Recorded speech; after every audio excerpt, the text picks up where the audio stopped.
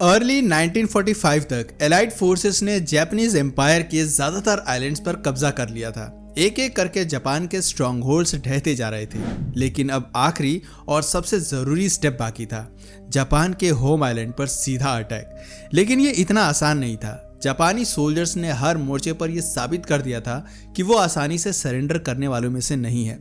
Battle of इवो जिमा इसका सबसे बड़ा एग्जाम्पल था।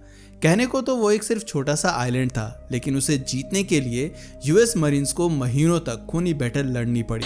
जापानीज सोल्जर्स बिना हार माने और बिना पीछे हटे अपनी आखिरी सांस तक लड़े थे। इसीलिए अब अमेरिका के सामने सबसे बड़ा सवाल ये था कि जापान पर अटैक कहां से किया जाए। इसके लिए उन्हें एक सही लॉन्च पैड चाहिए था, एक ऐसी जगह जहां से वो जापान के हार्टलैंड पर डायरेक्ट अटैक कर सकें, और इसके लिए सबसे परफेक्ट जगह थी ओकिनावा। ओकिनावा कोई मामूली आइलैंड नहीं था, ये जापान की डिफेंस स्ट्रेटजी का सबसे इंपॉर्टेंट पार्ट था। अगर यूएस फोर्सेस इस पर कब्जा कर लेते तो जापान पर हमला करना उनके लिए काफ़ी आसान हो जाता। इसी वजह से जापानीज आर्मी ने इसे एक फोर्ट्रेस में बदल दिया था। उन्होंने यहाँ एक नेवल बेस और 7 एयर बेस बनाए। इनफैक्ट इस आइलैंड की जियोग्राफिकल लोकेशन भी उनके फेवर में थी। एक तरफ जहाँ नॉर्थ में ऊबड़ खाबड़ पहाड़ियाँ और गहरी खाइयाँ थीं, तो वहीं साउथ में लाइमस्टोन रिजेस और गुफाएं थीं, जिनमें जापानीज सोल्जर्स आसानी से छिपकर अटैक कर सकते थे। एक और इम्पॉर्टेंट फैक्टर ये था कि ओकिनावा सिर्फ एक मिलिट्री बेस नहीं था, बल्कि वहाँ 4,35,000 सिविलियंस भी रहते थे। लेकिन ये लोग असली जापानीज नहीं थे, उनकी कल्चर अलग थी। ये रुकियान कल्चर से जुड़े हुए थे। वे अलग भाषा बोलते थे और अलग परंपराओं में विश्वास रखते थे। इसी वजह से जापानीज अथॉरिटीज इन्हें इंफीरियर मानती थी, यानी निम्न स्तर का। लेकिन अब जापानीज अथॉरिटीज उनके दिमाग में ये प्रोपेगेंडा डाल रही थी कि अगर अमेरिकन ने ओकिनावा पर कब्जा कर लिया तो वे बुरी तरह टॉर्चर करेंगे। इसका रिजल्ट ये हुआ कि हजारों सिविलियंस को जबरदस्ती युद्ध में डाल दिया गया। 17 से 20,000 सिविलियंस होम गार्ड बन गए। 2,000 टीनेजर्स को blood and iron students corps में शामिल कर लिया गया। ओकिनावा के डिफेंस की जिम्मेदारी जापानीज 32nd आर्मी के लेफ्टिनेंट जनरल मित्सुरो ओशिजामा को सौंपी गई। इनकी देखरेख में लगभग 1 लाख जापानीज ट्रूप्स यानी कि सोल्जर्स ओकिनावा में तैनात किए गए। लेकिन उनकी ट्रेनिंग और एक्सपीरियंस में काफी डिफरेंस था। कुछ सोल्जर्स एक्सपीरियंस्ड थे, जबकि कुछ नए भर्ती किए गए थे। दूसरी ओर यूएस फोर्सेस भी पूरी तैयारी से अटैक करने की प्लानिंग कर रही थी। उनके पास 1 लाख सोल्जर्स और 88,000 मरीन्स, 3,000 वॉरशिप्स और 1,000 के आसपास शिप्स थे। उनका प्लान था कि ओकिनावा के वेस्ट कोस्ट पर 12.8 किलोमीटर के बीच एरिया पर लैंड करना और वहां से कडेना और योंटान एयरफील्ड्स को कैप्चर करना। इसके बाद वो आइलैंड के सेंटर तक पहुंचकर जापानीज ट्रूप्स को ट्रैप करेंगे ताकि उनका मूवमेंट रिस्ट्रिक्ट हो जाए, और फिर वो नॉर्थ और साउथ दोनों डायरेक्शन में आगे बढ़ेंगे। 29 मार्च को यूएस फोर्सेस ने यहाँ पर अपना पहला अटैक किया। उन्होंने पहले किरामा रेटो आइलैंड को कैप्चर किया और फिर ओकिनावा के बीचेस पर हैवी बॉम्बार्डमेंट शुरू कर दी। 1 लाख से ज्यादा शेल्स, रॉकेट्स और मोटार्स फायर किए गए। यूएस प्लानर्स को लगा कि ये बैटल बहुत ही खतरनाक होने वाली है और बैटल की पहली लहर में ही उनकी 85% आर्मी मारी जा सकती है। लेकिन हुआ इसका उल्टा। 1 अप्रैल 1945 को सुबह 8:30 बजे जब यूएस मरीन्स और आर्मी डिविजन्स ने ओकिनावा के बीचेस पर लैंड किया, तो वहां का नज़ारा देखकर उन्हें काफ़ी अजीब लगा। जापानीज आर्मी ने किसी बड़े हमले की बजाय केवल हल्की मोटार और आर्टिलरी फायर से उनका स्वागत किया। 50,000 के आसपास अमेरिकन सोल्जर्स ने ओकिनावा पर सक्सेसफुल लैंडिंग की थी, लेकिन उनमें से केवल 55 सोल्जर्स ही मारे गए या लापता हुए। क्या जापान ने पहले ही हार मान ली थी, या ये उनकी कोई सोची समझी चाल थी? दरअसल लेफ्टिनेंट जनरल मित्सुरो ओशिजामा अच्छी तरह जानते थे कि अगर उनकी आर्मी बीच पर ही बैटल लड़ेगी तो यूएस फायर पावर के सामने टिक नहीं पाएगी। इसीलिए उन्होंने एक खतरनाक स्ट्रेटजी अपनाई। अमेरिकन्स को पहले आइलैंड के अंदर तक आने दो, फिर उन्हें साउदर्न ओकिनावा की पहाड़ियों और गुफाओं में फंसाकर एक एट्रिशनल बैटल में उलझा दो। जापानी आर्मी जानती थी कि अमेरिका की ताकत उनके टैंक्स, मशीन गन्स और एयर सपोर्ट में है, लेकिन अगर बैटल को पहाड़ियों और संकरी गुफाओं में खींच दिया जाए तो इससे यूएस फोर्सेस को अच्छा सबक सिखाया जा सकता है। शुरुआती कुछ दिनों तक यूएस फोर्सेस को ऐसा लगा कि ये बैटल रिलेटिवली आसान होगी। 2 अप्रैल को उन्होंने ओकिनावा के एयरफील्ड्स पर कब्जा कर लिया और 5 अप्रैल तक वो ईस्ट कोस्ट और साउथ में चेतन इस्मस तक पहुंच चुके थे। जापान की तरफ से कोई बड़ा रेजिस्टेंस नहीं दिख रहा था, सब कुछ उम्मीद से ज्यादा स्मूथली चल रहा था। लेकिन जल्द ही उनका ये भ्रम टूटने वाला था। जैसे ही यूएस मरीन्स नॉर्थ की ओर और यूएस आर्मी साउथ की ओर बढ़ने लगी, जापानी आर्मी ने अपने असली इरादे दिखाने शुरू कर दिए। मोटोबू पेनिनसुला के घने जंगलों से हिट एंड रन अटैक्स होने लगे और फिर 4 अप्रैल को पहली बार यूएस फोर्सेस का सामना असली जापानीज डिफेंस लाइन से हुआ। काकुजा, निशिबारो और टॉमस्टोन रिजेस पर जैसे ही यूएस फोर्सेस आगे बढ़ी, उन्हें एहसास हुआ कि वो एक भयानक गलती कर चुके हैं। जापानीज मशीन गन्स और स्नाइपर्स ने इस पूरे इलाके को किलिंग जोन्स में बदल दिया था। ऊपर से ये इलाका इतना संकरा था कि यूएस फोर्सेस काउंटर अटैक तक नहीं कर सकते थे। हालांकि ये बैटल जापानीज आर्मी के लिए भी काफी महंगी साबित हुई। सिर्फ एक जगह पर 96th यूएस इन्फेंट्री डिवीजन के 450 सोल्जर्स को नुकसान पहुंचाने के लिए जापानीज 63rd ब्रिगेड के 5700 सोल्जर्स मारे गए, लेकिन इसके बावजूद जापान पीछे हटने को तैयार नहीं था। 12 अप्रैल को जापानी आर्मी को एक बहुत बड़ी खबर मिली। US president Franklin D Roosevelt की मौत हो गई। यह सुनते ही जापानी सोल्जर्स का मोरल बढ़ गया। उन्हें लगा कि शायद अमेरिका अब इस युद्ध से पीछे हट जाएगा, लेकिन अब यूएस फोर्सेस और भी एग्रेसिव हो गई थी। अमेरिकन्स लगातार जापानीज डिफेंस लाइंस को तोड़ रहे थे, लेकिन जैसे ही उन्होंने एक लाइन पार की, उनका सामना हैक्सॉ रिज के नए डिफेंसेस से होता है। अब तक यूएस फोर्सेस बुरी तरह से थक चुके थे, इसलिए उन्हें फ्रेश यूएस मरीन्स से रिप्लेस किया गया। जनरल ओशिजिमा अभी भी अपनी स्ट्रेटजी पर टिके हुए थे, लेकिन मेजर जनरल इसामू चो ने देखा कि यूएस फोर्सेस धीरे धीरे उनके डिफेंस सिस्टम को तोड़ रही है, इसलिए गुस्से में उन्होंने एक बड़ा काउंटर अटैक लॉन्च करने का आदेश दिया, जो कि कर्नल यहारा की स्ट्रेटजी के अगेंस्ट था। 4 मई को जापानीज एक बड़ा काउंटर अटैक लॉन्च करते हैं। उन्होंने न केवल अमेरिकी मोर्चे पर सीधा हमला किया, बल्कि सी और एयर अटैक्स के थ्रू भी यूएस फोर्सेस को तोड़ने की कोशिश की। उन्होंने एम्फीबियस लैंडिंग्स तक करने की कोशिश की, लेकिन यूएस नेवी और एयरफोर्स ने इन सभी हमलों को नाकाम कर दिया। अब युद्ध एक ऐसे मोड़ पर आ चुका था जहां कोई भी पीछे हटने को तैयार नहीं था। 6 अप्रैल से जापानी कामिकाजे पायलट्स ने अमेरिकी 5th फ्लीट पर जानलेवा हमले करने शुरू कर दिए।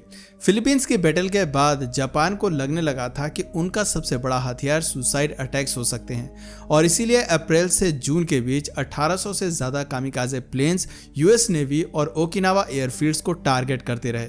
इस बैटल के एंड तक 26 यूएस शिप्स डूब चुकी थीं और 225 शिप्स डैमेज हो चुकी थीं। 9700 यूएस सेलर्स मारे जा चुके थे। ये पर्ल हार्बर के बाद यूएस नेवी के लिए सबसे बड़ा नुकसान था। लेकिन खतरा सिर्फ कामिकाजेस तक ही नहीं था। जापानीज बैटलशिप यामोतो भी यूएस फ्लीट के लिए एक बड़ी थ्रेट बन चुकी थी। 6 अप्रैल को दुनिया की सबसे बड़ी बैटलशिप यामोतो ओकिनावा की ओर रवाना होती है, लेकिन केवल एक तरफ का फ्यूल लेकर। जापानीज सोल्जर्स का प्लान था कि यामोतो कोस्ट पर जाकर फंस जाए और अपने बड़े गन्स से यूएस फोर्सेस को सपोर्ट करे और अंत में एक डेथ बैटल लड़े। लेकिन इससे पहले कि यामोतो अपने टारगेट तक पहुंचती, यूएस फोर्सेस ने इसे समुद्र में ही देख लिया, जिसके बाद यूएस बॉम्बर्स और टॉर्पेडो बॉम्बर्स इसे ओकिनावा पहुंचने से पहले ही समुद्र में डुबो देते हैं, जिससे इसके 3000 से ज्यादा क्रू मेंबर्स भी समुद्र की गहराइयों में समा गए। दोस्तों, यामातो के डूबने के बाद यूएस फोर्सेस ने अपनी पूरी ताकत झोंक दी, लेकिन मौसम ने भी उनका साथ छोड़ दिया। लगातार होती बारिश ने पूरे बैटलफील्ड को कीचड़ और दलदल में बदल दिया। शुगर लोफ, हॉर्सशू हिल्स और कॉनिकल हिल जैसी जगहें अब मौत के मैदान बन चुकी थी। जापानीज फोर्सेस ने पहाड़ियों के पीछे की ढलानों पर अपनी पोजीशन ले ली। अमेरिकियों के लिए ये एक बुरा सपना साबित हो सकता था। वे ऊपर से देख भी सकते थे कि शूट आउट कहां से हो रहा है, और जैसे ही वो आगे बढ़ते, जापानीज मशीन गन्स उन्हें छलनी कर देती। अब ये सिर्फ एक बैटल नहीं, बल्कि एक नरसंहार बन चुका था। अब यूएस फोर्सेस ने भी अपनी स्ट्रेटजी बदल दी। उन्होंने फ्लेम थ्रोअर टैंक्स, नेफ्लम और सैचुअल चार्जेस का इस्तेमाल शुरू कर दिया। मकसद साफ था, जापानीज सोल्जर्स को उनकी गुफाओं से बाहर निकालकर खत्म करना। मई के अंत तक जापानीज ईस्टर्न फ्लैंक पूरी तरह से टूट चुका था। यूएस फोर्सेस ने ओकिनावा की कैपिटल नाहा को कैप्चर कर लिया था। 25 मई को जापानीज ट्रूप्स ने एक डेस्परेट एयरबोर्न अटैक करने की कोशिश की, लेकिन यूएस गनर्स ने उन्हें हवा में ही डिस्ट्रॉय कर दिया।